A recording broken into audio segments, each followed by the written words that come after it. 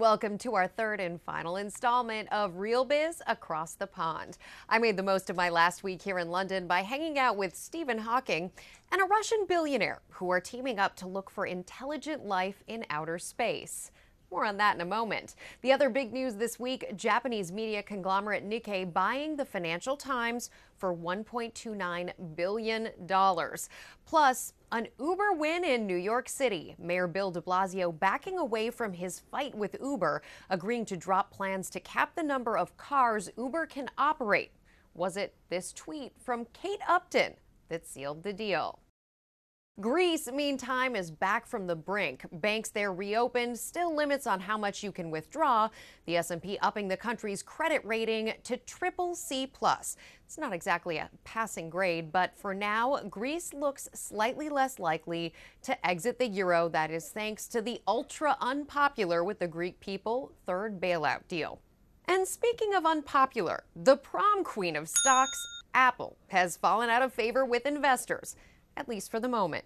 Apple announcing it sold 47.5 million iPhones and 4.8 million Macs in the third quarter. Not too shabby. So why the huge sell-off in Apple stock? Well, it's all about the sales forecast, which fell short of Wall Street's sky-high expectations. When you're the biggest kid on the block, you got a lot to live up to.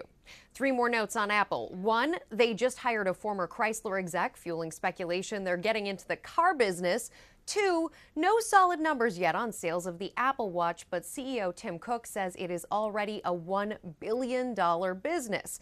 And three, when Apple stock drops, you should care because you probably own it. Maybe not outright, but it is one of the most widely held stocks, meaning it is in a lot of those retirement savings accounts, in mutual funds and in ETFs. And when Apple stock drops or soars, the market tends to follow because Apple is the largest of all the companies in the S&P 500 and the NASDAQ. Also dropping this week, commodities, falling like rocks. Gold, cotton, sugar, they were all down, along with oil prices below $50 a barrel. We told you last week, watch those falling prices at the pump, and voila, there you go. They continue to drop. And while we're heading back to the future, consider this. What would you do with $100 million? If you answered search for aliens, you're not alone. Are we alone? That is the question. And Russian billionaire Yuri Milner wants an answer. He started out as a physicist, but made it big investing early in the likes of Facebook, Twitter, and Alibaba. Now he lives in Silicon Valley, and he's teaming up with world-renowned physicist Stephen Hawking, spending a cool $100 million to solve the mystery, what's really out there. Take a listen. For the person who says, Yuri, you are a billionaire. You could spend your money in so many places. Why this? Well, because this is a important existential question. It combines everything: intelligence, life, universe. So you put it all together and you get God. Extraterrestrial life in the universe. Is God a part of any of this? Well, it's. I think it is a scientific question that we will attack with scientific means. It's sort of really more like a parallel universe in terms of religion. I think it's neither confirms nor denies any religion. I think it's a very friendly way to study the universe. But I think if you just think about what are the most rigorous scientific ways to answer the question, you would probably come up with the same strategy, which is let's try to get the biggest telescopes involved, and let's process a huge amount of data, and let's try to find the needle in a haystack. What's the most important lesson you've learned along the way? The most important questions that you ask cannot really be monetized. I think the most important things in life cannot be monetized, like feelings and love, and whether there's life in the universe. I think you will have to really do it without any profit in mind. Do you think there's a bubble in all of these tech companies in Silicon Valley? Selectively. There is a sense, I think, among a lot of people outside of Silicon Valley that being an outsider is actually a good thing. It can be beneficial, and you are potentially the ultimate testament to that idea. What do you say to those people who feel like outsiders about progress and success and how to get there? Well, I think it was never a better time to really take advantage of those global trends. So wherever you are, you don't have to be physically in Silicon Valley, but with the current media access and the way the ideas are spread, I think you can succeed anywhere and build a global business. What do you read in the morning? What's the first thing you read every day? Facebook. You order one drink at the bar. What's the drink? Sparkling water. What is your favorite meal of all time? Smoked salmon. What's in your wallet? Very little cash. Yeah, this isn't a lot, but you are carrying some US money. Yeah, I That's do. interesting. Right. You haven't even converted. Well, I live in Silicon Valley. Do you use your phone to pay? No. What kind of phone do you carry? iPhone. The latest or something older? The latest. What was the last app you downloaded? The last app I downloaded was BBC News. What was your last big online purchase? A few books. Do you remember which ones? Stephen Hawking. You can only bet on one. Jack Ma, Mark Zuckerberg, or Sergey Brin. No, it's impossible. They're all my partners in my project, so I wouldn't bet on one. Snapchat or Facebook? I cannot play this game. This is a dangerous game for me to play. I mean, you have to assume that I'm an investor. How much sleep do you get? About 5 hours. What time do you wake up? About 7. Do you regret the $100 million house? Not right now. I did regret at the beginning. It was an expensive house. But, The most expensive, I but think. you probably have to blame my wife, first and foremost. Thank you so much.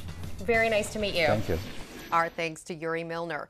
Now, before you go racing to phone home, let's get you situated for the week ahead with the Real Biz Rundown. Coming in at number 5, Taylor Swift's unfortunate bad blood with China. Taylor Swift will take her 1989 tour to China later this year, but awkwardly, the trademarked TS 1989 logo on all her merchandise means something completely different there. 1989 is the year Taylor Swift was born, but it is also the year the Chinese military and student protesters clashed in Tiananmen Square, an incident that led to 10,000 injuries and 2,600 deaths. Understandably, the logo's not going over too well. And how might the master of PR change her tune? Keep your ears opened. Coming in at number 4 on our list, a real-life animal house coming to JFK International Airport in New York. $48 million, 178,000 square feet. The state-of-the-art animal terminal is set to open in 2016. Called The Ark at JFK, it'll be the world's only privately owned animal terminal. USDA approved with full medical and cleaning services on site, a quarantine facility for importing and exporting everything from livestock to exotic birds. Plans call for horse showers, 24-hour obedience training, pet massage therapy, and even a poo shoot. Coming in at number 3, a water warning out west. The 4-year drought could mean more drastic measures in LA, including restricted water use to just 2 days a week. Meantime, across the country, a water fight of a different kind. This Saturday on the Great Lawn in Central Park, the annual NYC water fight. More than 60,000 people confirmed on the Facebook event page. Hashtag stay wet. Hashtag what a difference a coast makes. Number 2 on this week's rundown. If you're wondering where you're going, that's up to you. But if you want to know where you've been, Google has the answer. Google Maps introducing a new location history timeline feature, which will show you a map of everywhere you've been on any given day, month, or year. If you're using Google Photos, they will be geotagged for time and for place. The timeline will only be visible to you, and you can delete days, places, or specific details in your history at any time. And if the whole thing feels a little too 1984, keep in mind this is opt-in. If you don't want Google storing your location's history, you won't have a timeline. And finally, the newest social media app coming to a phone near you. Welcome to the big time. It is called Beam, created by YouTube star Casey Neistat with funding from the likes of supermodel Karlie Kloss. The app dubs itself a mix of Snapchat and Vine, and according to Neistat, it filters out phoniness by not letting you review, edit, or even geotag your posts. So instead of commenting or liking the 4-second clips that you create on Beam, users respond with selfies of their reactions to those clips.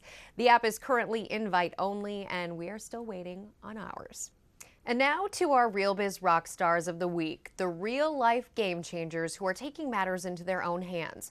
Entrepreneurs Chris and Regina Catrimboni, who've poured their resources into this highly sophisticated ship, the Phoenix, which they're using to search the Mediterranean for migrants lost at sea.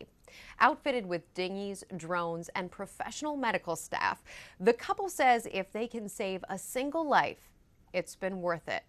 And with that, I bid you farewell, London. I'll see you all back in the United States next week. And until then, like us, tweet us, subscribe, tell us who you think should be next week's Real Biz rock star, and have a great weekend.